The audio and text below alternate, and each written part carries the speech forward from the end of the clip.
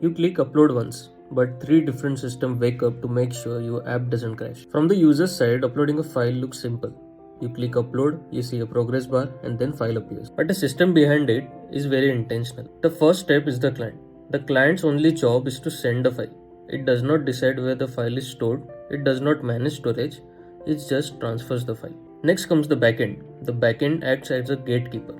It validates the file, it checks permission, it controls size and type. The backend never stores the file permanently. Storing files in a database is a common mistake.